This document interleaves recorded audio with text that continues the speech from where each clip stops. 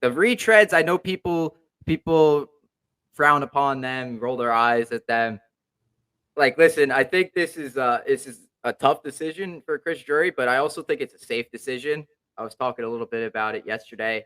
I think it's a safe decision because this was an underachieving year by many standards for the Rangers. After reaching the conference finals 2 years ago, they get bounced in the first round by the Devils, who were had a good portion of their roster without any playoff experience. So you losing seven to them, the expectations for at least next season have to be sky high. Like, I won't say cup or bust, but you got to at least win a round in the playoffs.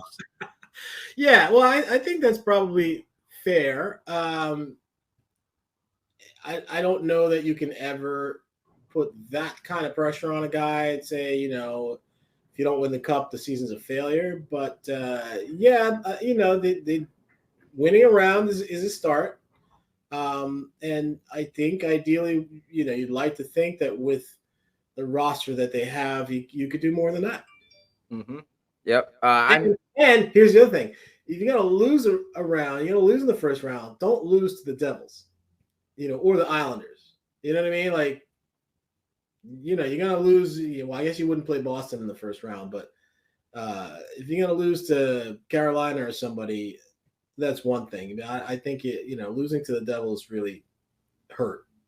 Yeah, because I agree with that because the Rangers and the Devils. I mean, the Devils have been kind of rebuilding for a long time.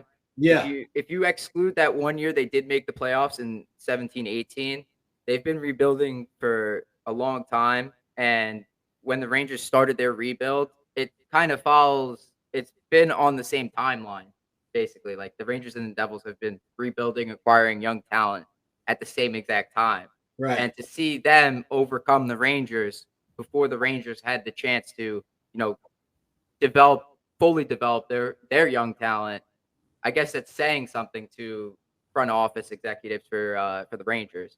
So that's why that loss stings a little bit more than like a loss to even the Islanders, I would say, because they've been competitive for consistently for a few years now, for at least since like 2016, I'd say, right? Yeah, yeah. I mean, I think I've always thought like the players don't really get caught up in the rivalry.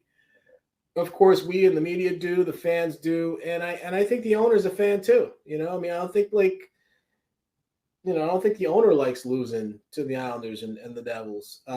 So I think it is important from a rivalry standpoint um, to beat those teams. But also what you're saying is that yes, the Rangers and Devils were rebuilding kind of at the same time, and the Rangers, we thought, were ahead of schedule when they went to the Eastern Conference Final in 2022, and then now all of a sudden you expected them to boss the Devils, and they didn't. So now you're almost back to the drawing board and saying, well, what did we do wrong? And to be honest and to be fair, I think this past season was just something was not it was not the same for the Rangers as it was the season before. I mean, like, yes, they had 107 points and it was a good season in terms of the regular season, but they didn't achieve as much, and they may have overachieved the year before. But once you've set that bar, you want to clear the bar, right? You don't want to like fall short of that bar. Um, and so it was just a weird season. Uh, I will say, other than the fact that they were healthy, I mean, they didn't have any real injuries. Ryan Lindgren was the only regular who was injured for any significant amount of time. Phil Petel missed some games with, we believe to be concussions, and obviously Kravtsov missed some games early in the season with an assortment of things. But for the most part, they were very healthy. But other than that, a lot of stuff just didn't go right the way you expected it to go. I guess you couldn't have expected Kreider to score 52 goals again, and he didn't. And he got 35 goals, which is a nice number. Um, but it just wasn't quite the same. And so it remains to be seen if a change behind the bench is going to kind of spark them to, get back to where they were in 2022.